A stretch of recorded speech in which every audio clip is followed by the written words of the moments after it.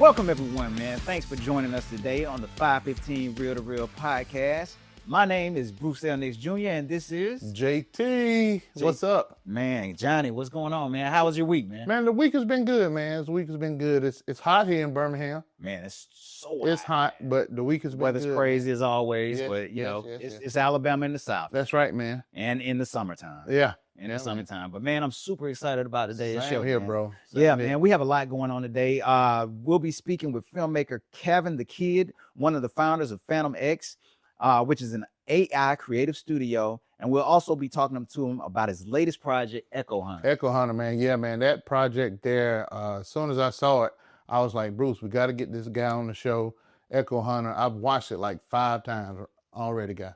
Awesome, man. It's an awesome project. And it's also the first AI film to be SAG approved. That's right. Has SAG actors, Breckin Myers, an actor in the film, as well as all the cast members of it. Great cast, man. So yeah, man, they use not just their voices, but actually their likeness. So the character in the movie looks just like the SAG actor that's doing the voice. So it's going to be great, man. Right. So looking forward to talking with him. And also on today's show, man, for our 2-Snap segment, we'll be talking open spoiler discussion for the Disney Plus MCU series Ironheart. Yeah, man. 6 episodes in this first season. And when I tell you, dude, I sat there and I watched it. I tried to watch it all in one day, but I ended up having to do it in 2 days. But it really had me captivated. I really enjoyed the show. So, yeah, we're going to be talking about it. So if you haven't seen it, it is open spoiler. That's right. We're giving you fair warning. It's open spoiler discussion. So if you have not watched it yet, I'm not going to say you don't want to turn away. Don't turn away. Yeah, don't turn away. But if you do have to leave, please come back and watch the show once you've had a chance to watch the Ironheart series. Or when we get to that segment, you just get up, walk away, and just leave everything going, and then just come back. Then come back. Yeah. Then come back. Also on today's show, we'll have our regular segments. We'll have our Be Kind Rewind segment. Oh, yeah. Which this week is iRobot. iRobot. Yeah, iRobot. You know, this whole episode is dealing with AI and technology and robots and all that type of stuff. So, yeah, iRobot was a perfect fit for it. Perfect fit, because our main topic today, we will be talking about AI, its use, and, you know, like Hollywood, where do they stand, you know, in terms of like Hollywood versus indie filmmakers, and, you know, just kind of where things seem to be heading right now. Oh, yeah. Oh, yeah. And it's headed that way. Yeah. So let's get into it with these headlines off the top. Megan 2.0 flopped at the box office. Big flop. It was projected to make a $45 million debut, but it only earned $2.2 million opening weekend. You know, and I think a lot of it has to do with the fact that the film kind of shifted the tone from the original film. I don't know if you got a chance to watch it, or I haven't yet. But you saw the original. I saw the original one. Okay. I saw the original one. Yeah, it just seems like and the trailers really didn't do it for me. Because I haven't had an opportunity to watch the new film yet, but I just wasn't really too big of a fan of the latest trailers for it. So I don't know, but yeah, it did not do well or perform well at the box office. But a film that has performed well at the box office is Disney's Lilo and Stitch. And it continues to make moves at the box office, becoming the #1 film of the year. As of date, it's made over $1 billion worldwide, becoming the only film of 2025 to do so at this point. Passing Minecraft, which was the #1 film of the year. Yeah. But this film just seems to be the little engine that could, and it just continues to do well at the box office. And it was a great film, man. I really enjoyed watching Lilo. Man, I'm happy for Lilo and Stitch, man. Same here. Because, you know, the first one was a great movie. This one is a great movie. Yeah. You know, the kids are loving it. So I am very happy for Yeah. it. The little girl was adorable. Yes. And is a future star, man. She Yes. was excellent in the film. Also, F1 opened to impressive numbers at 55.6 million in North America and 144 million globally in its first weekend, and it became Apple's first box office triumph. Yeah. Directed by Joseph Kosinski, who also directed Top Gun Maverick. Yeah. You know, now there's been conversations about a possible sequel, especially after coming off the success of this particular film. What about you? Would you like to see a sequel to it? Yeah, man. I'm a big Brad Pitt fan. Yeah. So yeah, I would definitely love to see another one. I'm into race cars anyway. I'm into race cars, as you know. My son, he's into that circuit. Yeah. But man, I would love to see another one. Definitely. Awesome, man. So looking forward to seeing what they do with that. Also in streaming news, the long-awaited sequel to Adam Sandler's Happy Gilmore 2, Yeah. which just dropped Friday, July 25th, alongside the final season of Squid Game on Netflix. Yeah, man. I'm ready for both of them. Okay. I'm an Adam Sandler fan. Anything he puts out, man, I go and I watch it. So to see Happy Gilmore too, no, I already know what you're gonna say. I already know what you're gonna say. And I'm an Adam Sandler fan, man. I am. I'm an Adam Sandler fan. Yeah, man. But he's just so funny to me. He is funny. He is so funny to me. So I'm excited to see Happy Gilmore 2, and then Squid Games. Yeah. Squid Games has been a phenomenon. Definitely. Yeah. From when it first came out on Netflix, man, it just took Netflix by storm. Yeah. I mean, it really took has. Netflix It took the by world storm. by storm. Yes, it definitely it's like did. the number one, Yeah. like a series in the world. Yeah. For a long time. Yeah. So I'm excited about this season and seeing where it's going to go. Okay. Yeah. Now, trust me, I want to see Happy Gilmore. Oh, I'm a huge Adam Sandler fan. Okay. It's been so long in between. It's been so long, and I know how you are. And there's no, but you know what? There's no problem with that. As long as the film is good, I'm okay with it being time in between the films. But I will say this: Adam Sandler's last, I don't know, few comedies or however long it's been, have not been that great. I'm not gonna say they've been that great, his drama has been phenomenal. Yes, his drama has been excellent, but like his comedies have not been that great. So I'm just hoping for a good film. Yeah, and I know how you are about part twos. I give him a chance, and the time frame. I give him a chance. How long it's taking for a movie to come back out, and you always saying why now or whatever. But you know what? What changed my mind from that thought? Okay. So I did used to have that way of thinking back in the day, but it was between Best Man and Best Man Holiday, which took place like 15 years later, I think. That movie changed my mind in terms of, time in between sequels. Okay. Or whatever, because it was so good. Yeah. It like they never missed a beat. They picked right back up and caught you up to where they were at that current time. Yeah. And so like after that, I said, you know what? I won't just be closed-minded. Yeah. I'll open my mind and I'll watch the film for what it is. If it's good, great. If it's not, then I'll always have the original. Yeah, that's right. I always had the original. That's right. And so that's how I feel about Happy Gilmore, because it was, to me, I enjoyed the film. It was very funny. Yes. So if this one is great, I'm all for it, man. Okay. If it's bad, I still have the first one. Yeah, so we'll talk about it in a later episode.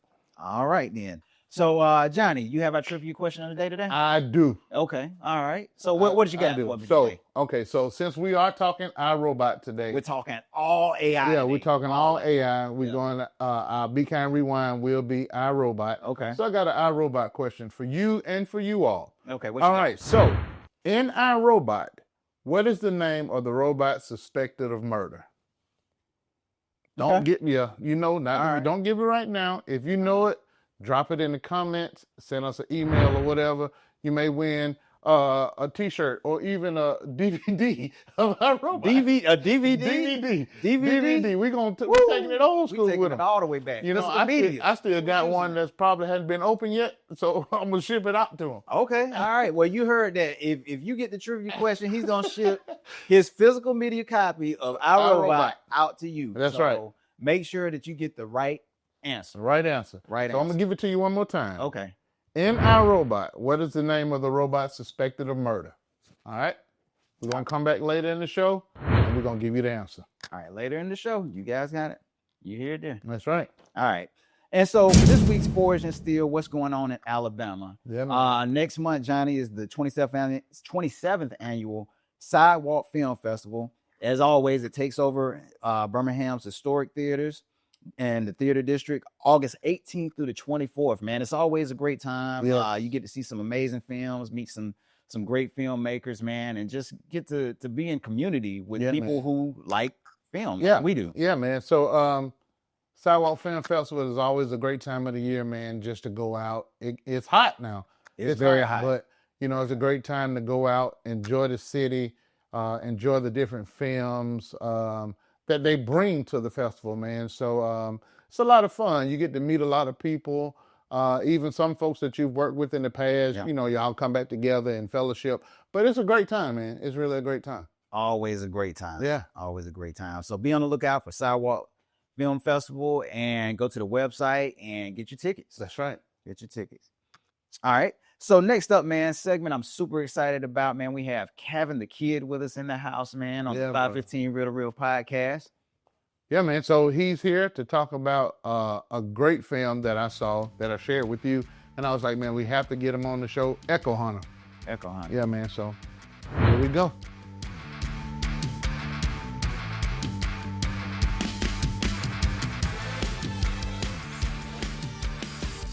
We have in studio, we have Kavan Cardoza, aka Kavan the Kid.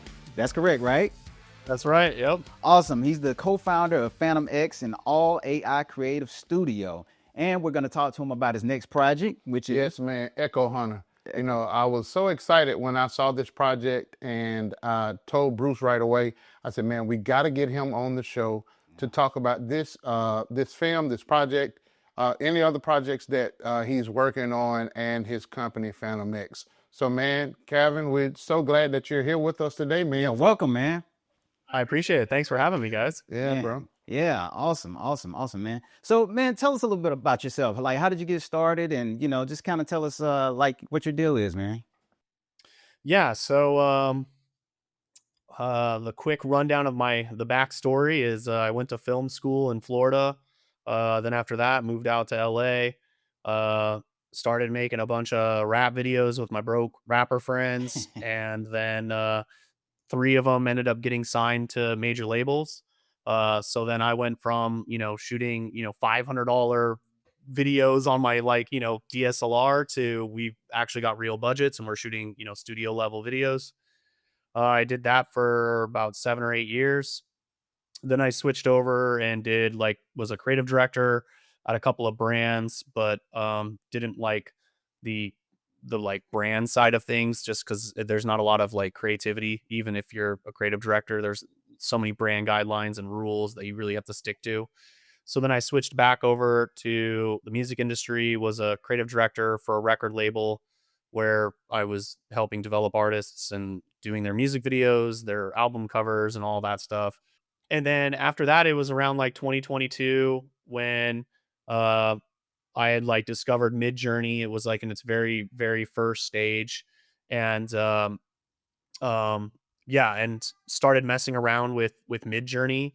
And the way as soon as I started messing around with it, I knew that this was going to go on to be something big, even though with the first initial gens, they were just essentially blobs. Right. But I could just tell it's going to get better. I always say about tech, it's not if, it's just when. Man. And then once the video side came out, which first was Runway Gen 2, I started making videos. But there was very little motion at that point. Characters are moving so slow. And I think it was around Luma Dream Machine was where you could actually have real motion. The characters, if you say walk, they're actually walking. It's not just this still moving, they're moving. Right. And so that's when I realized, I was okay, the doors have really opened up here. We can do a lot.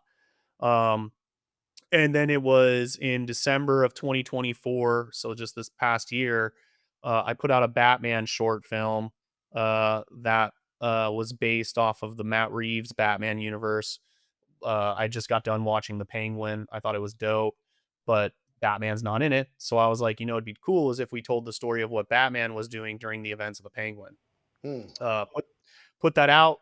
It was up for 5 days. It went crazy viral, got picked up on all these publications Forbes, Yahoo, MSN, Tech Radar. Wow. And then it was one day I wake up 5 days later and it's gone. And I'm what Warner happened? Brothers. And I went and Warner Brothers pulled it and sent me a cease and desist. But through that, all of these other major studios started reaching out to me and wanting to do work.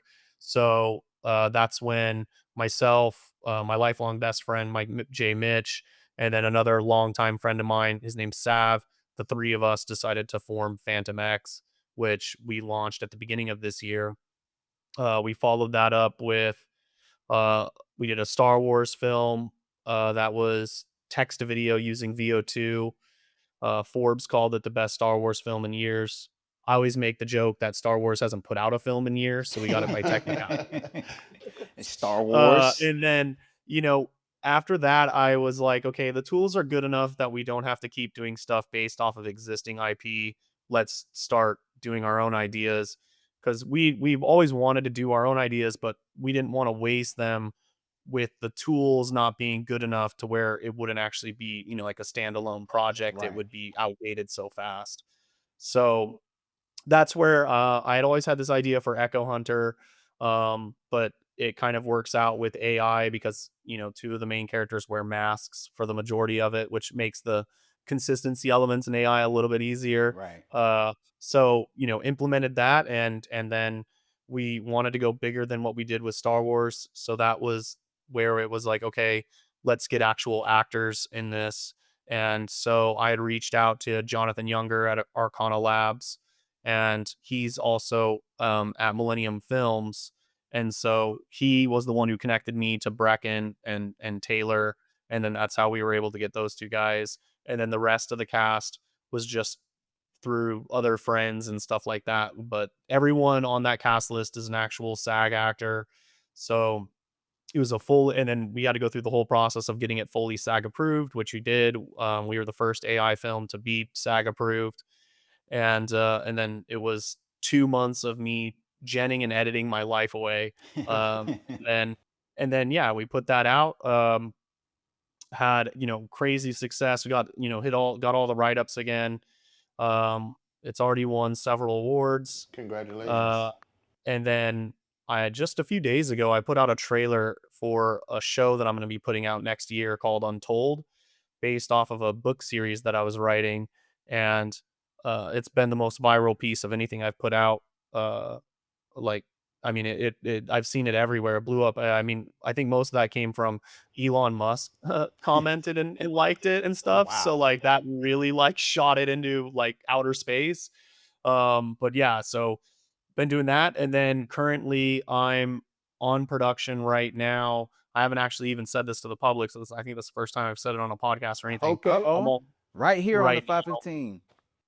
Yeah, right, exactly. And I'm doing the Echo Hunter prequel. Oh, So nice. it Nice. could be a short film. This route we're going, like, I mean, they're actors, but they're more known as influencers, I think. But we've got an incredible cast. Uh, uh, King Batch is playing the lead. Amanda Cerny is playing the co-star. And then we still rounding out the rest of the cast, but they're the two leads of the film. Man, that's Wow, that is awesome, man. I mean, like, Yeah, so yeah, it's gonna be a lot of fun. Yeah, I can't wait. I'm literally, as we were right before I hopped on, I'm working on like the character models right now. That's cool. That's real cool. But man, well, since we are talking about Echo Hunter, so where did the idea come from, and what themes were most important in telling this story? Yeah, I mean, I kind of really liked the idea of you know, that your memories have been taken from you, and essentially, you know, an echo hunter is someone that's like some former military or police or whatever, and what happens is the government puts this form in place that you can sign up for called the Echo Hunter program. And when you sign up for it, upon your death, your family is incredibly well compensated, but it gives the government the right to reanimate you, bring you back to life, and wipe all of your memories. And so that's why they wear the mask, because they can't see what they look like for the chance of it triggering their memories. So the times you see them take off their mask, it's only in their apartment, which has no reflective surfaces. So they won't ever be able to see like a reflection of their face. Um, and so that idea had come to me, you know, a long time ago. Like, uh, you know, obviously you can see there's a lot of influences from like Blade Runner, RoboCop, Michael Bay's The Island. So like kind of all those things. But I just had this idea of, what if um this character in the case of this one with Garrick's character, that once he gets hit with that EMP gun and it fries his memory chip, and now the memories just kind of start coming in, he's on this like quest to kind of find out, okay, like who am I really? Not realizing he's teamed up with the clone version of his daughter. Yeah. Right. And the whole point is like to go in and swap her out for the original so they can start planning an overthrow of this whole Echo Hunter program, and also freeing the Echoes, because I also like how the feeling it would be of if you, me, anyone that went in there, and we were to go get an echo of ourselves. So we go into this operation, we pay this insane fee, and they clone us. And that clone is used essentially for body parts, organs, any of that stuff. And like if I'm the original, I wake up and I'm like, cool, operation's good. All right, I'll see you later. If I end up needing a heart or something, I'll come back and we'll get it from my echo. But the echo wakes up with the exact same memories. So the echo has to wake up thinking like, cool, operation's done, I'm gonna head out of here. And they're like, actually, nah, you're an echo. So echoes get to live, very luxurious lives, but they have a lot of restrictions of they can't drink, they can't have sex, they can't do drugs. Like they have to maintain everything in their body because essentially their purpose is to serve their original. And when the little light goes off on their wrist, it means, hey, like it's time for you to return. And some echoes adhere to this because I kind of took that from, I think sometimes with people, we don't think about like the problems at hand until the problem is at hand. We're like, Right. oh, it's down the road, I don't need to worry about it right now. And then some echoes right out the gate, they go on the run. They're like, nope, not doing this, not going to be a part of this. And then so that's where the echo hunters are deployed, and that's to go capture them. And then sometimes if they have to, they will use force by death. And so those little white coffin pods that follow them everywhere essentially preserve the bodies for an extended period of time in case they kill one of the echoes. Wow. That's cool. And you So it's a mentioned whole thing. it is. And you mentioned like the great cast that you work with, Breckenmeyer, who I've watched for many, many years. What Yeah, classic. right, exactly. So what was it like working with such a great cast? Oh man, it was incredible. I mean, Brecken and I have out of this, developed a fast friendship. The guy's just one of the coolest guys I've ever got to hang out with. He's so kind, so nice, and uh getting to direct him, I mean, he's just like, tell me whatever. I have no ego. I don't care. Let's make sure we get it right. And that's awesome. So he's very open to taking all notes and everything. So it made it great for getting that performance. Especially because his performance is so vocal driven, because we really don't see his face all the way until the very Very end of the end. film. Mm-hmm. So that was, incredibly helpful. Then Taylor John Smith, he was just in Alex Garland's Warfare film that just came out and was in theaters a couple months ago. Was great working with him as well. Super incredibly nice guy. And then Danielle Busuti, if you play video games, she's the voice of Freya in the God of War series.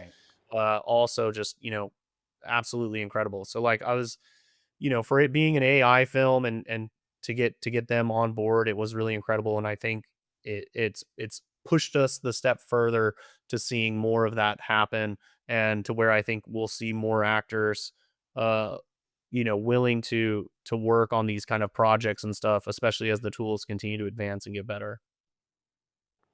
Okay, well, let me ask you this question. Now, some critics worry that AI will replace human creativity, but Echo Hunter seems to blend them together. So, how do you personally view AI's role in the future of storytelling? Yeah, so with AI, I mean, I look at it as a tool. So it's to make something like Echo Hunter, if I was to do this live action, I mean, I wouldn't have been able to afford it without getting, a major studio behind, because it would have cost millions of dollars. So Right. it opens the door, I think, for creatives. And the other thing I see it is, I think it'll be the democratization of filmmaking in Hollywood right now. Mm-hmm. Like, there's no doubt the studios are getting ready and prepping for this so that they can also be making films like this. I think they're just waiting for the tools to get even better to where they're at the level of being on a streamer. But I think you're going to see people all across the world being able to tell their stories and not have any of these limitations or guardrails or anything like that. They're going to be able to tell their story. And I also think, when you see all of the influencers out today, so many of them, like when they do their sketches or their shorts or whatever, you can tell that they know how to act. So I also Right. think there's going to be a whole new birth of actors, like where it's not going to have to be you go through this Hollywood pipeline. I think it's just going to be like, hey, you start connecting with people, and I actually see it as this incredible creative collaboration. I mean, to me, there's no more of these restrictions and stuff, and we're going to get some like really unique stories and a lot of unique voices emerging. So I think no matter what, there will always be the need for like the human interaction element, um because there's just going to be ideas that people think of that I don't think the machine can come up with, at least not yet. And you guys are really at the forefront of this movement, really. Having the first SAG after project out there. What does that mean to you, just knowing that you guys are kind of at the forefront and you're already seeing kind of where things are heading? Yeah, I mean, I think I was fortunate because I just started messing around with the stuff so early. With everything that we do at Phantom X, and my personal mission is just to always try and one up whatever was the last thing that I did. So like you just got to try and make it better, improve it, and it's been a lot of fun. That's why next year taking on the mammoth of doing a 10 episode show, where and the idea is like if everything works out, and we're able to secure the proper funding and all that, I want to make it 5 seasons, 10 episodes each, to where Awesome. like that's when I've mapped it out, that's how long it'll take to tell the whole story. And ideally like about 45-minute episodes. Let me ask you this question. Um, and you kind of talked on it a little bit earlier, but um, the impact on studios in terms of AI and versus indie filmmakers. Like I feel like for like indie filmmakers, this is like a wonderful opportunity to kind of jump up to the forefront of using AI. And I think studios will probably be trying to catch up, if I'm not mistaken. Like, what are your thoughts on that? Like AI for like I guess Hollywood versus film, like indie filmmakers, and how it can be useful. I think for indie filmmakers, it's incredible. I mean, there's a lot of filmmakers who are still, there's a lot of people who are still really anti AI. Right. So, but I like all my friends who are in the film industry, I'm always telling them, start learning the tools, start learning now, because you're going to be able to do so much more, and do bigger stories. Um, and avoid a lot of things. So many things go into production when you're making an indie film and you have a limited budget. Uh, and then when I look at it from the Hollywood perspective, uh, I definitely think there will be some studios that fall behind. I think there are other studios who are very much, just because they haven't put out anything or talked about it, I think they're very much building the infrastructure that they're going to hit the ground running pretty much, because the tools, in my opinion, aren't there yet to where you can truly make a show that is streamer worthy. Right. So I think where we could see the first UK use case of on a major level, major studio, I think it'll be more as like VFX replacement. I mean, there's no doubt, like right now, AI is like the Wild West. I have Right. no doubt at some point some regulations are going to be coming into play, and all of that stuff, which hopefully they don't affect, independent people too much to where, like somehow this gets sanctioned out to where it's like more of a Hollywood thing than Right. an independent thing. But because one thing I do see is, I could see actors rates having to go down, which they obviously won't be overly stoked about. They And won't be by go happy about down, I that at mean all. like instead of getting like $25 million for a movie, maybe it's like five. Right. But that's there's a lot of politics, there's a lot of money involved. So it all of those things come into a play of affecting this being fully implemented. Right. And I mean, it was one of the topics that was at the forefront of the strike a few years back. You know, it was like the use of AI. So, you know, we kind of see where everything is headed, man. But, you know, it's like either you jump on or you get left behind. Exactly. Yeah, no, it's you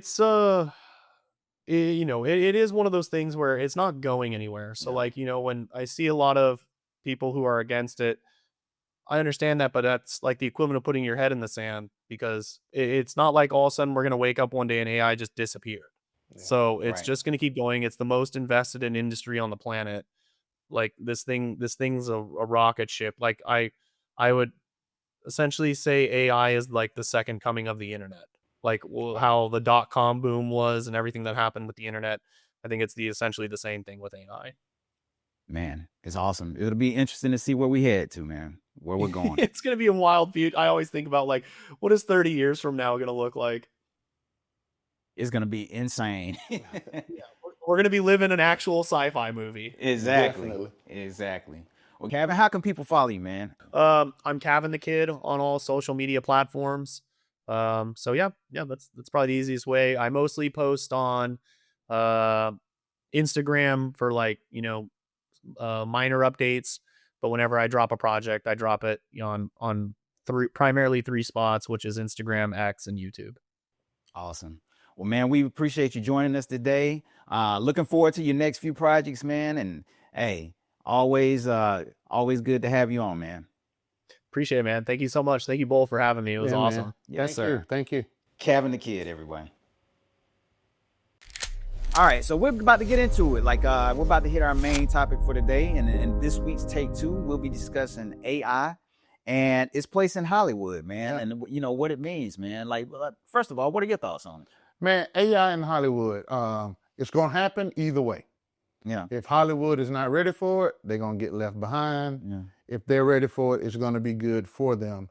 But, you know, my thing right now on it is indie filmmakers really getting into it, yeah, and exploring it and doing things that they, you know, couldn't do before, you know, and being able to get their projects out there so even Hollywood can take notice. Yeah. You know, so, you know, that's a good way for Hollywood even to take notice.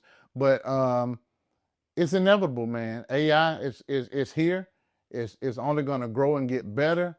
And Hollywood just has to respect that and get ready for it. Yeah, I mean, it's definitely transforming the landscape of storytelling.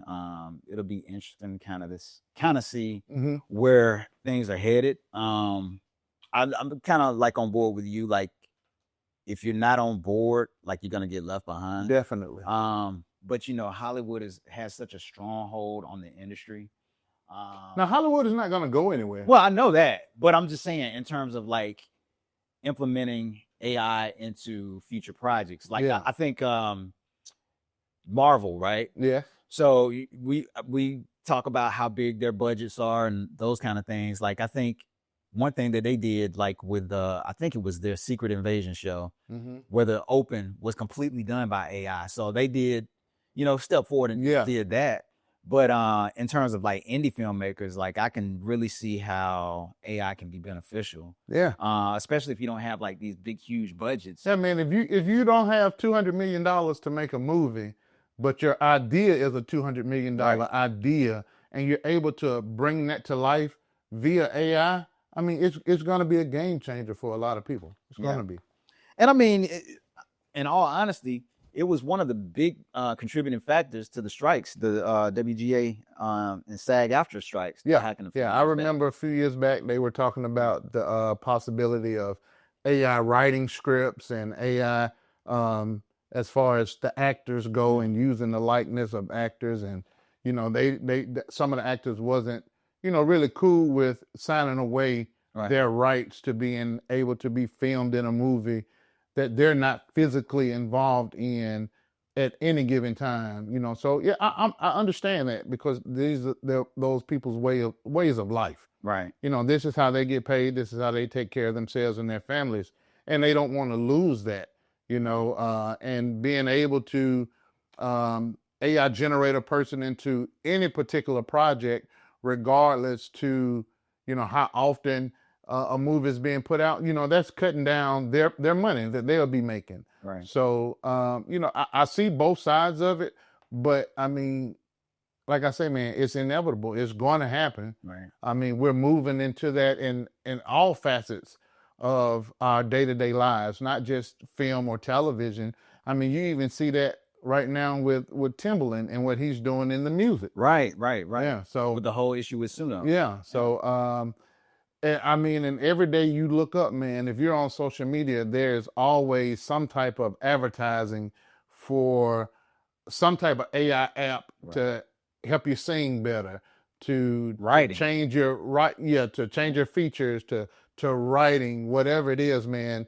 AI is there. It's a way of life.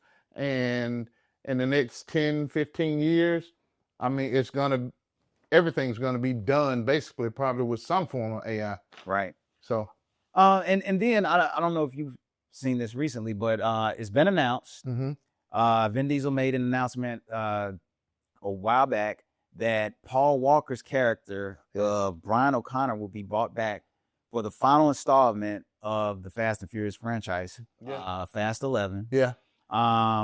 You know, and I thought that they had such a great send off for his character. And was it 6 or 7? I think 6. Okay. Don't quote me on that, but I think it was 6. But I mean, the way that they you know, kind of wrote his character out, and the tribute at the end with the Wiz Khalifa, it's been a long time. Yeah. You know, playing out at the end. I thought it was done so beautifully. But you know, that's also a topic that many people have been discussing. Like, you know, should we bring back characters or people, not just characters, but people who are no longer here with us? Yeah. You know, using their likeness. Also, you know, their voices as well, because James Earl Jones, before he passed, gave the rights for Disney to be able to use his voice for Darth Vader. Yeah. So we'll always have Darth Vader. And I mean, I think you and I had we had that conversation. Where like we couldn't imagine anybody else. Yeah, I couldn't imagine watching anything with Darth Vader in it and hearing someone else voice that character. Right. Because James Earl Jones is an iconic actor. His voice is so iconic. I mean, you can play that voice and you know, oh, that's James Earl Jones. That's James Earl Jones. So knowing that they can continue with that is great. You know, and then I'm you know, I don't see it being such a bad thing to bring back some of these people, as far as, you know, the actor themselves to reprise a role, or even to be in a new role, something totally new. Because, you know, man, those are some of the ones that we've lost were great actors. Right. And you hate to see them go, and you love the projects that they put out, and to see that them being able to do more, you know, it's great, man. And then it's a way that the family can continue to see their legacy grow. So as long as the family gives their consent, you're fine. Oh yeah. As long as the family gives their consent, I'm fine. And so, I mean, when I'm gone, y'all can continue to do the podcast. You know? The podcast must go on. Yeah, the podcast must go on, man. So 50, 60 years from now, hey, I don't mind you using my face. But, you know, it's amazing, though, because, like, if you think back, it was probably about 10 years ago, maybe, almost, that they started having the holograms. Remember that? Yes, I remember. Yeah, they were doing, like, the holograms and, you know, bringing people back. And brought Tupac back to perform. Yeah, man. I think there was one with Whitney Houston and, you know, a few others. But, like, now, with the use of AI, you can just, you know. Yeah. So they were preparing you for it. They were preparing for you then with the holograms. You know, they already knew where they were going. So they was like, we're going to give you this little piece, see how you enjoy it, your yays or your nays, and then we're going to hit you with this. So, yeah, man. So how do you see that playing out, though? Like, so with going back to Fast and Furious, like, how do you see that playing out? I mean, like, will you know, because, like, I think last time they brought his brothers in to finish up, like, his final scenes in 6 or 7, whichever film it was, 6 or 7. Like, I guess they could potentially do that again, bring them back. But, like, how do you think they're gonna play his character out in the series? Well, I'm not sure, because I mean, where AI is right now, I don't know if he would be completely in the film, you know, or is it going to be like cameo stuff like he did before? Right. But I don't know. It's going to be something to see. I know that much, but I'm waiting to see what happens. Right. Same here. I mean, because originally when Fast and Furious started, it was a very grounded kind of film. Yeah. They were like street racers. That's right. And it started with Vin Diesel and Paul Walker. That's right. That was Fast and it. Furious. And then it grew, Yeah. to something else. Yeah. But or it's into what it is today. But it'll be interesting to see if they can go back to, and I know that's one of the things that Vin Diesel stated, that they were going to go back to that street racing element that the film franchise started with. So it'll be interesting to see where they go, especially bringing his character back. Yeah, it'll definitely be, especially how they did the send-off and then they turn around and bring his character back. It's going to be very interesting to see how that plays all together. Yeah. Yeah. Do you feel that digitally recreated actors will become commonplace? Oh, yeah, definitely. I do believe it's going to become common, because as actors get older, they're not going to, themselves are not going to want to continue to, be on the screen and doing this strenuous work and, putting their bodies through all this stuff. So being able to use an actor who is now 70, 80 years old, and you're able to use their 30-year-old likeness or 40-year-old likeness in a project, it's going to become commonplace. Because, I mean, you see how now they are taking so many old movies or old television shows and even just remaking those. Right. So that's going to start happening with the actors. These actors and actresses who have done such great bodies of work, they're going to want to continue to use those people to make even more things. And so, it's going to become a common thing. Okay. Yeah. Well, it's here whether we want it to be here or not. So, and I mean, it's a strange conversation. It is a strange conversation. It's a strange conversation to have. Because a lot of people feel that AI may take some jobs. Oh, it's definitely going to do that. It's definitely going to do that. So whatever skill set you need to learn it now, especially in this future AI world, that you can, you may not be there physically doing this, but you can program it or whatever else the case may be. So you're still able to work. And again, it's a hard conversation to have, knowing that people could possibly lose jobs. Yeah. The creative mind of a human, could be put on the back burner for a computer, or whatever. So if we can keep that human soul aspect into what the AI can actually do, and use it to a way that a human has to be in control, or, that human input still has to be a part of it, would be great. Same thing like with Echo Hunter. Yeah. We'll be talking, about Echo Hunter. So, we'll be talking to Kavan the Kid. Yeah. So, to see that they use real actors in a fully AI generated film, combine the two elements. So if we can keep it in that same kind of vein, I see it'll be a win-win for everybody. But again, it is a hard conversation to have, knowing that you can be replaced by a computer. Right. Do you use AI? I have. I use ChatGPT. I ask ChatGPT questions all the time. And then sometimes, even when I have an idea, I may say, okay, I don't have time to sit down right then and write it down, but I'll go into ChatGPT and say, hey, this is my idea for this. Hold this thought for me. Right. And it'll say, oh yeah, I like that. Even with an app that my son is working on, I took his idea and I said, okay, ChatGPT, structure this out. Wow. And just like that, it structured it out. And I was like, wow, it's in the way it generated it so fast that it probably would have took me a couple days or even maybe a week, depending on how busy I am, to actually get that all structured out for him. And it did it in 2 minutes. So it's crazy. Yeah. It's crazy. I mean, it's amazing with what you can do with AI. And, you know, I am on board with, you know, if you're not a part of it now, you're going to get left behind. Yeah. Because it's here and I don't see it going anywhere. Yeah. So it's just, we have to, you know, learn to adapt. Yeah. That's the thing that we've always had to do as a civilization. Yeah. Through all times, we've always had to adapt. So I think it's one of adapt. those things we just have to adapt. Yeah. But because it will continue to get better. Now, the Yeah. one thing that, as of right now, that is, you know, and one thing that you can't duplicate is soul. That's right. And you know, that extra that we just as humans have. And that's what I was about to say about you saying, you know, we having to adapt.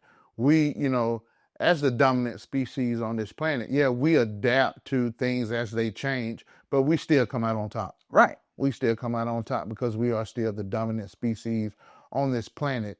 And true enough, computers are learning faster because of the programs that humans are coming up with. Right. So I believe if they put those things in place to try to control it and hold it, you never know. I mean, hopefully the computer doesn't outgrow us and try to replace us. Yeah. You know, and they talked about it in movies. That's one of the things we'll be discussing later with our Become with iRobot. You know, so I feel Will Smith's character in that, you know, and seeing that, you can create it, but is it going to always obey you? Right. So, right. Yeah. So what do you guys think? What are your thoughts about AI, its use, bringing Paul Walker's Brian O'Connor character back to the Fast and Furious franchise? Leave your thoughts in the comments, or, you know, always email us. That's right. At the link email below. Yeah. And just share what you guys think. So that's it, man. Hey. Yeah. AI.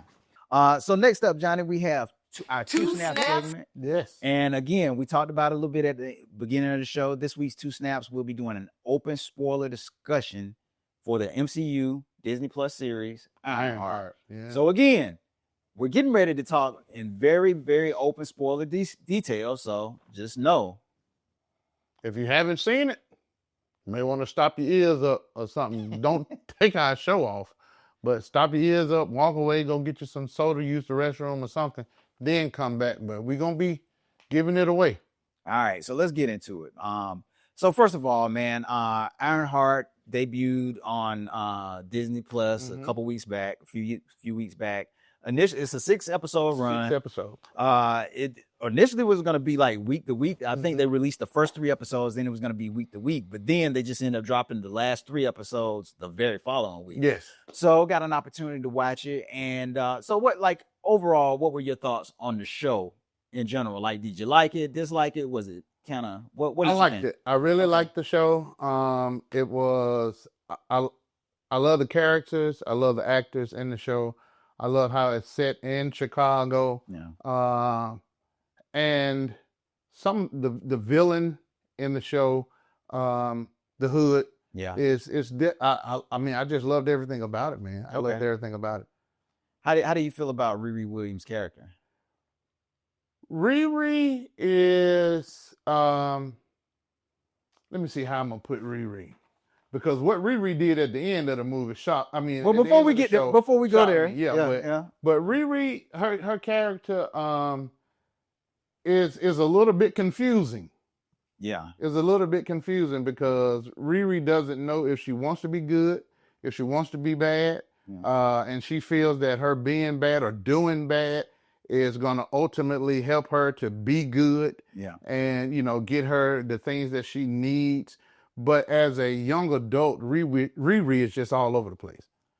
I don't disagree. Yeah, she's just all over the place. I like the show. I like the series. It was, in terms of the MCU shows, not at the top of my list. Okay. It's probably somewhere in the middle. Okay. In terms of all the MCU TV series, probably somewhere in the middle. It started off a little slow for me. I loved the last episode. I thought the last episode was great. Yes. It ended like excellent ending. I do feel that in discussing Riri Williams, I feel that she was a very flawed character. Yes. And that's one thing I did like about the way they wrote her for the series. Very flawed character because like she didn't know whether she wanted to be good or bad. And she kind of tiptoed the line. She wasn't really like just, she wasn't a hero at all. No, definitely not a hero. That was something that I thought she was going to be. I thought she was going to be a hero. No, she wasn't. But then after watching the show, and I was like, yeah, this girl is not a hero. Not at all. Not at all. She did a lot of things that weren't very heroic. Yes. You know, doing some things to, like, for one, we can go ahead and talk about it. You know, getting with this group who are like very shady. Yes. And taking money. You know, blackmailing these Fortune 500 companies into giving them shares in the company, 6-figure salaries, all because of the hood having a vendetta against who comes out to be his father. His father. Right. And at the end of the day, it's all about power and wanting more power and that kind of thing, because that's what the hood character actually wanted. He wanted more power. And with Riri, man, like it all started with the loss of her stepfather and her best friend. And that kind of stayed with her, and you see that play out throughout the series. Yeah. You know what they meant to her. Yeah. Even the fact that the AI that her suit created was based off of her memories of her best friend. Yeah. So I thought that was really cool, man. I really like her character, the AI character, Natalie. Yes, Natalie. I thought she did a great job. Yeah, she did. Natalie was one of my favorite characters. I think so too. Same here. Yeah, she's one of my favorite characters. Same here. You know, like I said, it was a interesting take on the character. One thing, I don't know how well it did on Disney Plus. Yeah, I'm not sure yet. But. Yeah, I'm not sure how well it did. But in terms of like her introduction into the MCU, of course she was introduced through Wakanda Forever, the Black Panther 2. What did you think about that? What did you think about her introduction into? Well, again, her introduction in Black Panther 2, I thought, you know, she was going to be more of the next Iron Man. That's what I thought. Yeah. Her introduction was really cool to see a young Black girl with that much knowledge. Yeah. And to be like the next Tony Stark or whatever. You know, I was super excited. Yeah. Super excited for that. But then to see what her character turned into, you know, first getting kicked out of MIT, selling work to all these different students from all these different universities and getting caught for it. And, you know, and I saw what she was doing, you know, trying to raise money for her project. Right. But she never would give a definite answer on anybody that asked her why she was building this suit. Right. Her answer was, because I can. Yeah. You know, it's because I can. Yeah. And then to find out that she wanted to build it to be a protection. Right. But herself was not the protector. Right. You know, I completely agree. Yeah. You know, this suit and what this suit stands for is protecting people, but she herself was far from being the person that should be in the suit. If you get what I'm saying. No, I completely. Yeah, if you get what I'm saying, you know, she's not that person. Yeah. So do you feel like she's not, and in terms of the character, do you feel like her character is not a very likable character? No, it's like a catch-22 with her character. You like her, and then you don't like her actions. Yeah, you don't like her actions. I've got that. So yeah, it's gonna be a toss-up with her character in the next season. Yeah, you know, to see what happens. Well, I say this. Well, I feel because again, if we're going episode by episode, then we'll get to what I think her character is going to be in the next episode. I mean, in the next season. Yeah. And we'll do that. Yeah. We'll do that. Yeah. So I'll start off by saying this again. I like the show. It's in the mid range for me. Mm-hmm. It's the final episode was probably one of the best. Yes. In terms of their series. finales that I've seen and out of all of them. And there's a character in the last episode that could play major implications. Yes, could play major implications on the MCU overall. Overall. And I was so surprised to see that particular character because in a Disney Plus series. Yes, because who the character is, and then they definitely gave it away when he changed his accent. Yes. And I was like, oh, yes. You know, if you didn't already know, yeah. It's not this particular demon that they thought it was or entity that they thought it was. And then once he changed his accent, I was like, oh, they just brought him in from another series to, you know, and it's the same character from another series, but just a different spin on him, probably who he was before he became the person in this other series. And we'll talk about, like, if you say we're going to go episode by episode in this discussion, but yeah. And that's what, so we're about to jump into it. You know, just, I'll say my thoughts real quick on Riri's introduction. Like, so coming out of Wakanda Forever, it was a movie that was full of, it had a lot to accomplish. True. We know Wakanda Forever had a lot to accomplish, you know, coming off the death of Chadwick Boseman, who filled the shoes of T'Challa in the MCU. You know, but they had to not only write off, you know, Chadwick Boseman out, but the main character, which is T'Challa. But then on top of that, you have to introduce a new Black Panther, and you're introducing this new character into the MCU, Ironheart. Yeah. Which is a tough task. But man, Ryan Coogler, you know, again, with what he had to work with, did a phenomenal job with Wakanda Forever. But I'll say this.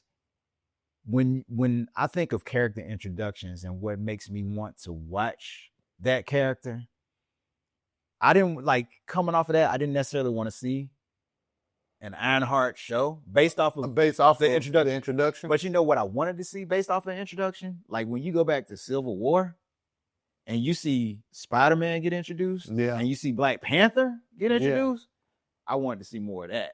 Okay. But it was like the stories, they had their own individual stories, though. Yeah. You know, like T'Challa played like a major role in that, and you wanted to see more of that character going forward. Yeah.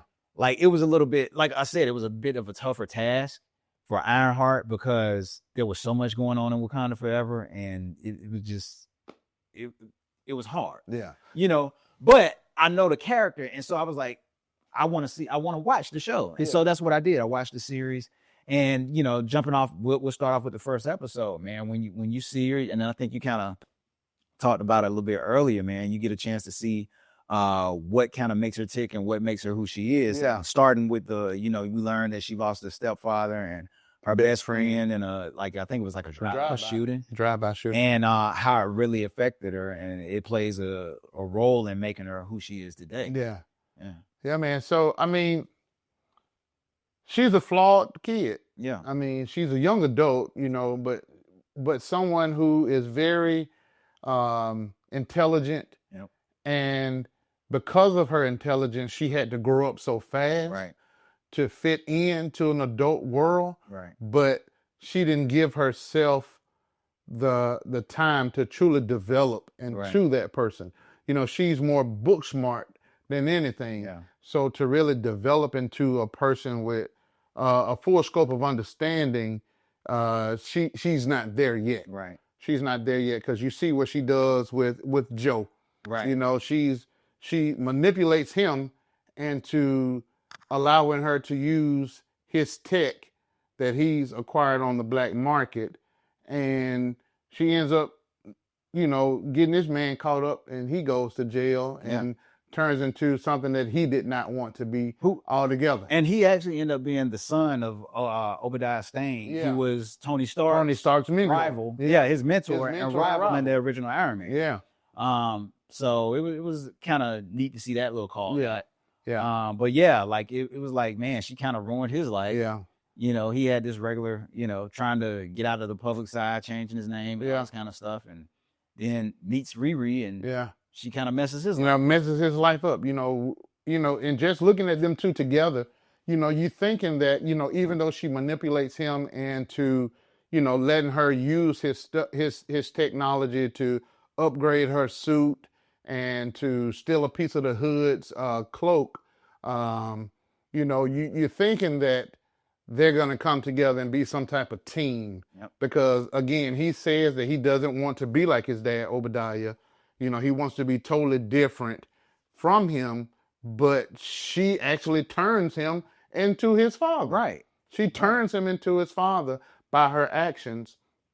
And you see that he tells her, yeah, we're going to team up to defeat the hood, but I'm not done with you yet. Right. So that's setting up for, you know, his comeback right. in the next season or whatever. So let's talk about the hood too. Anthony Ramos, man. What did you think about the job he did with the hood? Like, because she's introduced to him. Yes. Like, you know, she's lacking for money. Someone approaches her who is within the hood's organization. Matter of fact, it's his cousin. His cousin.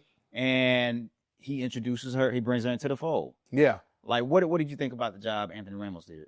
Man, he did a great job. He did a great job. To see him in this show after seeing him in what was it? He was in He's been in a number of yeah, but wasn't he in the last Transformer? Yeah, he was. Yeah, he was in the last Transformer. And he's actually supposed to be like the first G.I. Joe or something. Something like that from I think from that was just movie. a little Easter egg. Yeah. Yeah. So, you know, but to see this character, you know, him play this character, the hood. I mean, man, he did a phenomenal job. He was menacing. Yeah, I'll say he it. was He very was very menacing. menacing. And I love the story with he and his father. Yeah. Because towards the end of the show, like in episode 6, it's revealed. It revealed that the guy that he's truly after is his dad. And his dad put him out when he was like 12 years old. Yeah. And to hear some of the things that his dad even said to him in episode 6, you can understand why he turned into the person that he was. Because his dad told him, what was that line? You know, he was like, yeah, after your mother passed away, you know, I just felt that, you know, I didn't want you. Yeah. And it was best for both of us if, you know, you just left and went on your own. And this dude was 12 years old. Yeah. For your dad to tell you, oh, I didn't want you, especially after your mama died. And I mean, that would make you want some type of revenge on a person. And, you know, then you see who he made his deal with in order to become the hood. Yeah. It was, yeah. But I mean, he did a great job. I thought he was excellent. I thought Dominique Thorne was great. Yes. Again, the girl that played, I think Lyric Ross, the girl that played Natalie, she was great. Like the acting was great. I didn't really, the crew I didn't like quite as much. I thought they were good, but I don't think they gave them enough time to. They didn't give them enough time to develop. Yeah, they didn't give them enough time to develop. They really did. So you didn't really get a chance to see a lot of them. Yeah. In terms of like development, I mean, because like from the very start, you know, they're telling Ironheart, what's it, Riri? They're telling her, you know, we'll just do these jobs. We're not going to hurt anyone. You know, they go from that, and then like episodes later, they're trying to kill Riri. Yeah. You know, so they're not killing nobody, but then all of a sudden they're trying to kill her. They're trying to kill her. You know, so it's just like it's like who are you? And it was like they. It was like a quick shift. Yeah, it was a quick shift. It's like, okay, the hood says she kills him, so now I want you all to go kill her, and there was no kind of discussion. And so let's talk about that. Kills who? Like, so because that was a major turning point within the series too. Yeah. So when they went to do this one job, and you know they all kind of get in a bit of trouble, and the hood's cousin is like he finds out that Riri is kind of working against them. Yeah, he finds her with the piece of his cloak in her hand, and you know, and he tries to kill her. Yeah, he tries to kill her. He tries to kill her. He's unsuccessful with it, and like she ends up trapping him, in this room, this containment unit or whatever it is, and she leaves him. Yeah, she leaves him to die. You know, I mean, because again, and now, yes, he was trying to kill her. Yeah, he was trying to kill her, and I understand even if she would have saved his life, it would have been the end of the show. Right. Because they would have automatically been after her. There wouldn't have been no trying to recreate or come back and fight later. Right. It would have been the end of it right then and there. So because she has choice, like, but I think that's one thing that I do like about this character because she is. She has choices, and her choices aren't always the best choices. Yeah, and that's the thing about this character, because it's not just like some, you know, cookie cutter type deal. Yeah, you know, where everything's gonna end all And see, and I think that, and to be honest, I think that was one thing that the MCU was trying to do with this particular character, is show that everything is not one way. Yeah. You know, if you do it this way, then you're actually walking the straight and narrow path. If you do it this way, then you become a villain. Right. You know, her life was, you know, topsy-turvy every which way she went. Around every corner, it was always something new that she was going to have to deal with, and her life was never going to be smooth. It was never going to be smooth. Right. So and so we'll just go ahead and get into it too, man. And one of the things that they did, especially with the Hood character, or with Ironheart overall, is like, you know, one thing we know about the character of Iron Man going in Ironheart is like they're very technology based. Yes. Or whatever. One thing the show did was bring magic into it brought magic into it. You know, and that's something that, you know, we expected from WandaVision or Agatha All Along, you know, shows like that. You know, one character that has been talked about since the very beginning of the MCU series, which started with WandaVision, was like bringing in a character like Mephisto. Yeah. Like, you know, at the very beginning, people were thinking like, well, Mephisto is behind everything. Yeah. At that point. And then they were like, well, if they bring him in, they didn't do it in WandaVision, maybe they'll do it in Agatha All Along. They didn't do it there. So in Ironheart, of all places, they bring in this massive character who could play a huge role. Like if you know anything about the comics, Mephisto is like a demon from. He's Lucifer basically. But he's somewhat, he's like basically Lucifer. like Lucifer. Yeah, he's basically like Lucifer, man. So he's this like all powerful being, and throughout it is teased that, you know, it might be Dormammu who's behind it because of the magic, you know, the power of the magic and all this kind of stuff. But Mephisto ends up being the main villain. Yeah. You know, the one who gives the Hood his powers. And so he gives people a choice. Yeah. He asked them what you want, you know. And as soon as he said that, I was like, oh, I already knew who it was because when he asked the Hood, you know, what do you most desire? Yeah. That is definitely a Lucifer line. Yeah. Yeah. That is definitely a Lucifer line. He was like, you know, what do you most desire? Yeah. And I was like, okay, I know who you are now. You know, if you didn't already know, you knew because of that line. And to tell him when the Hood said, well, what is this going to cost me? And he said, oh, something that you're not going to miss anyway. Yeah. You know, your soul, your eternal soul. Yeah. You know, and man, and having Sacha Baron Cohen play Mephisto, I thought that was a great movie. That was a great movie. And he killed it too. Yeah, he did. He was excellent. He did. So now another thing, man. So, you know, Riri has this team she's working with. You know, she has the AI. Magic Shop. Went into the Magic Shop. Shout out to Cree Summer too, man. Yeah, man. Cree Summer. You know, Cree Summer. I think she was only in like 2 episodes, man. Yeah, she wasn't in there that much, but it was cool to see her. Yeah, I would have loved to see her a little bit more. But her daughter, and, you know, they kind of introduced them to like magic. Yeah. Told them, like her daughter mentioned about Dormammu, and, you know, so you're thinking it's going this one way or whatever. And so her suit gets destroyed. Mm-hmm. She has to create a new suit, but she doesn't have any, you know, material to build it out of. Yeah. So they bring back her stepfather's old vehicle. Yeah. And they build a car in like what, a day? Yeah, they build a suit. They build a suit out of a car in a day. Okay. Yeah. You know, and included magic within the suit, yeah. And she goes to take on the Hood. Yes. And the magic that's in the suit is kind of like elementary. I mean, to me, because it didn't do much. Nah. It didn't do much. I mean, it was cool to see. It was cool to see, but I'm like, it didn't. I mean, what was the magic for real? Other than stopping one thing, it only stopped one thing. It didn't really do much even after that. So it was like. Yeah, and I mean, one thing it did do, like whenever the magic was, I guess, placed inside of her suit, mm-hmm. it knocked, it completely done away with her AI, best friend Natalie. Yeah, and so she was completely wiped out and gone forever again. Yes, and there was no way to bring her back. And so that played a major role going forward as well. Yeah. So once she went to fight the Hood, and defeated him, she was then bought before Mephisto. Yes. And offered a choice. Choice. What is it that you desire? What do you want more than anything else? And she had just lost her best friend. This is a girl who's lost pretty much everything. She lost her best friend. She lost her stepdad.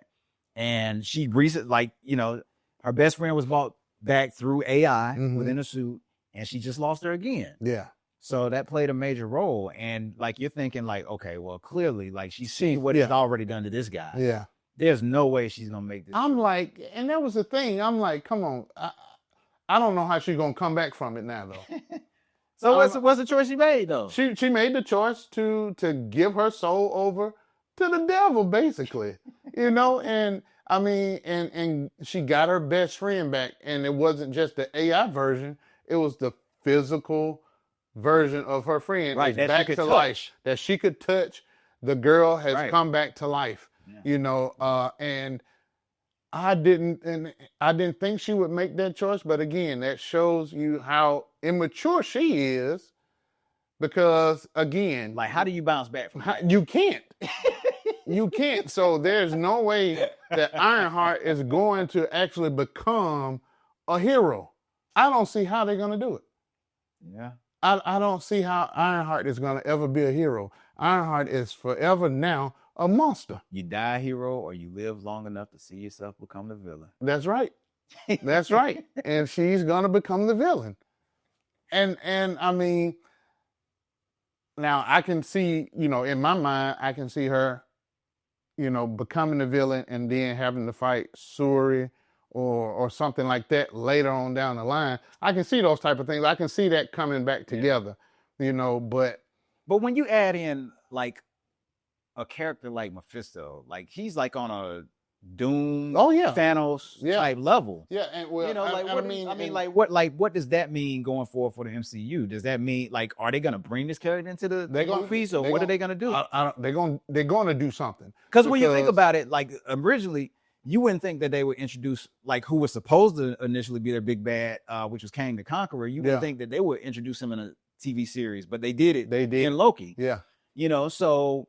Could you see them moving Sacha Baron Cohen's Mephisto to the MCU, especially since they have Doomsday coming out? Yes, I can definitely see that, and he may even be in Doomsday. I don't know, but we don't know. It's so stacked. It's so stacked. You never know who's going to be in there.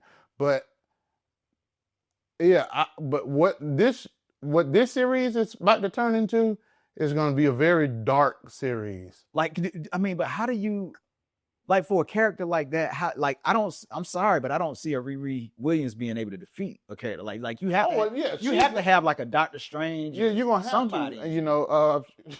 Somebody.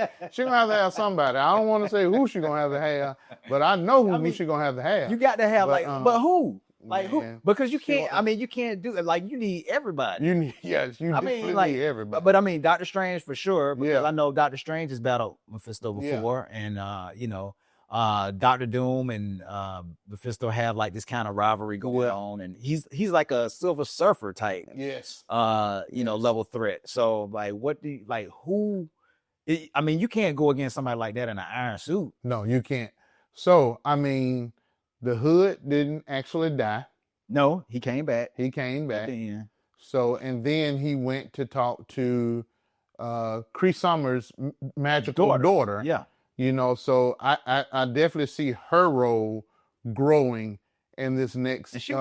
She was great too. Yeah. She was great too. I definitely see her role growing, and her and the Hood coming together in some type of way, and then coming back after Ironheart. But I don't know. I don't know if somehow they all have an epiphany and they decide to team up together against him. Who teams up together?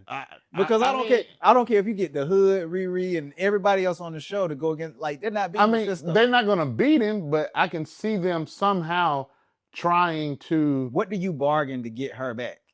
I don't know. Because it's something. Something has to be given. Something's gonna have to be given back, either the best friend or the mother Something's going to have to be given back in order for her to break that spell that's on her now. But yeah, it's going to be tough, whatever it is. It's going to have to be something. It's going to be something huge. Bring out all the Avengers. Yeah. Man. Who are already busy with Doomsday. Yeah. To come fight for this little girl here. But Yeah, I mean, exactly. It's crazy, man. I mean, it makes me want to watch season 2. Yeah. Just because I say that. Yeah. what happened to Riri in the last episode, it makes me want to watch season 2, but it's going to be very dark. It's going to be very dark. I don't see how she's going to come back from it, but I hope she comes back from it. Yeah. But again, I don't see how she's going to. I'm with you. It made me want to watch season 2 as well. Especially, like I said, that last episode was excellent. So if that's the direction they're going moving forward, I'm all for it, man. Yeah. I'm all for seeing where they go with this story, because I'm still trying to figure out, how do you introduce a character on this scale in this series, and like, how do you defeat that? Yeah. Because this isn't just like some small time, like, yeah. This is not a small character. That you can defeat in an iron suit. Yeah. So, we'll see. Yeah. We'll see. But, those are our thoughts. Those are our 2 snaps. That's what we think. What do you get a series? I give it 2 snaps. You know what? I give it 2 snaps. Based on the last episode, I give it 2 snaps. Definitely worth watching. If you're an MCU fan, yes. Like I said, it'll be interesting to see where they're going forward. So we'll see, man. But what do you guys think? What did you guys think about the Ironheart series? Those are our thoughts. Share your thoughts with us below at the email below. And yeah, man, that's it on that one. Yeah, man. So next up, man, I think you had a trivia question. Yes, I did. I have a trivia question, man. So, it was about iRobot. Okay. Let's read it to him one more time. What was the question? So the question was, in iRobot, what is the name of the robot suspected of murder? Okay. I am going to say Sonny. You watch too many movies. Yes. Sonny is correct. I almost said a female name. I almost said Vicky, but I think that was... Vicky was actually the AI that was in control of everything. Okay. Yeah, she was the one that controlled the robots and everything of that nature. She was the source for the robots. That's who Vicky was. Okay. Yeah. Okay. But since we are discussing iRobot, and that is our Be Kind Rewind, let's go on Let's go into it. Be Kind Rewind. That's right. Here we go. Be Kind Rewind videos a la carte. So yeah, Bruce, today we are talking iRobot. iRobot, man. Yeah, man. Man, I got a chance to rewatch this film, man. It had actually been a while. Yeah. And I mean, such a fitting movie for this entire episode, the theme of this episode or whatever. But man, the movie takes place in 2035, which is only 10 years away from That's right. now. That's right. You know what I mean?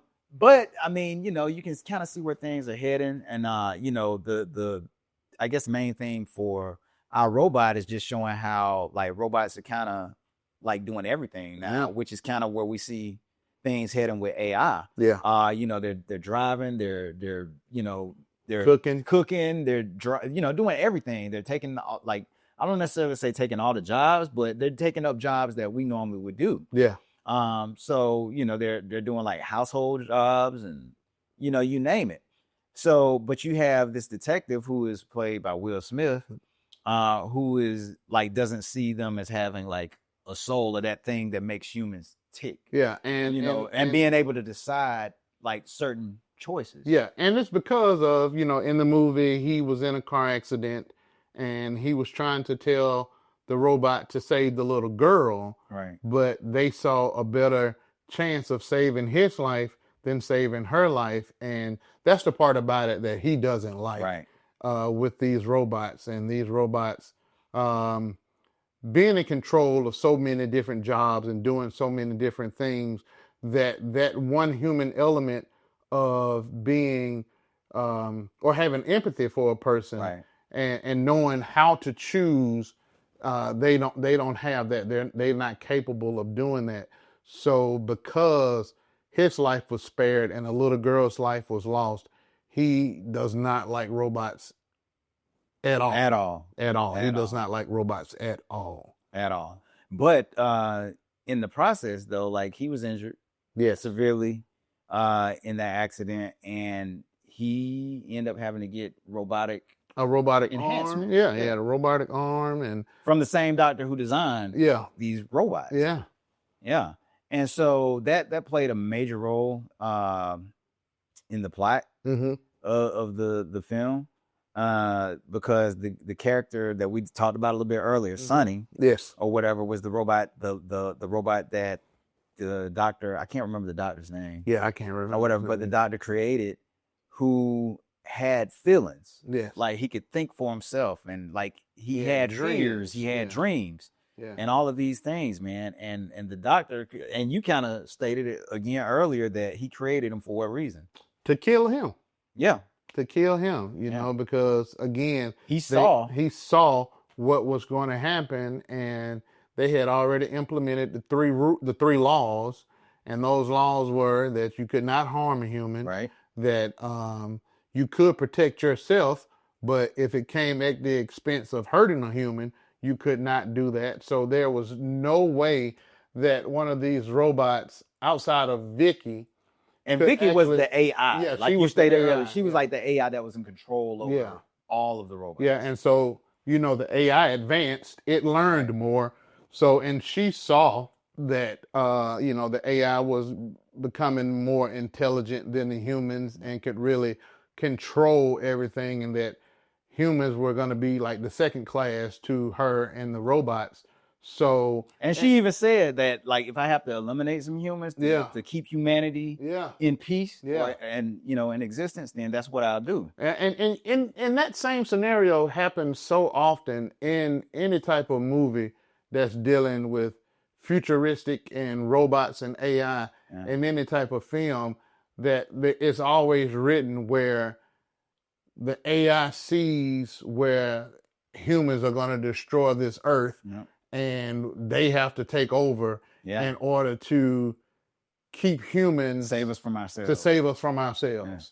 But it always comes at a cost. It comes at that huge cost of killing and destroying humans in order to save humans. Right. But again, the robots have no way of truly processing emotion. Right. So they don't know what they're truly doing. Right. So so Sonny was not only created to kill his creator, the doctor, who he called his father. Yeah. You know, he had feelings for the doctor. Yeah. But one of the reasons he did that was because it was a breadcrumb, which he left for Will Smith's character. Yeah. Or whatever, to come and investigate. And I also saw Sonny as being that particular robot that could help advance the other robots as they learned to be more human-like. Right.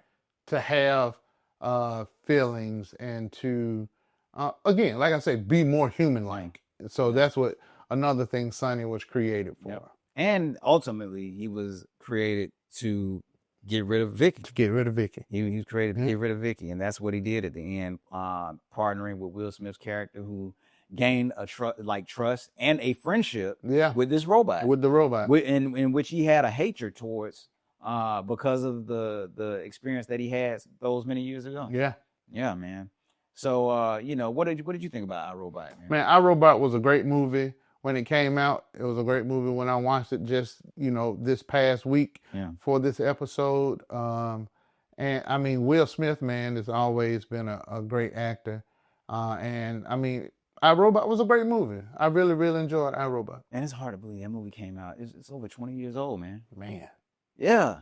And again, in iRobot, we're like 10 years away from where they were. Yeah, the movie was 20 years old, and we're only 10 years away from where the movie was actually set. I don't see us being that far advanced. No, but, no, you know, I don't.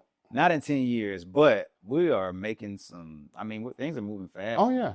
Oh, yeah. Now, this next generation, everything that we possibly see in movies and, you know, the things that we're talking about now, for sure, and the advancements in technology, is going to be there every day. For sure. It's going to be their norm. For sure. So, Yeah, so we'll be the old guys Yeah. sitting back saying that, yeah, we remember when, Yep. you know, before all this technology, and we talked about this coming. Yep. So, yeah, man. Yeah, I know, it's crazy. Yeah, it's crazy.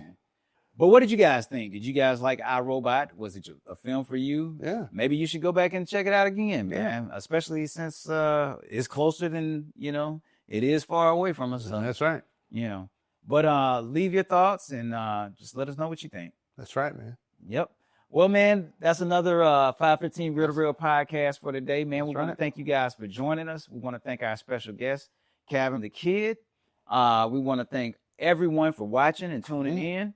Had some great times, some great conversations today, talking about AI, its place in today's society, where things are headed. And yeah, great episode. We want to hear your thoughts. We want to hear your comments on this episode, every episode, and what are you thinking about the show? So please leave us your comments, email us, follow us on all social media. All that information is right there on the screen for you. And again, if there are any topics or movies you want us to discuss, email them to us and we'll get them in the show. That's right. So until next time, for Real Podcast, I'm Bruce. I'm JT. We'll see you next time. All right. Peace.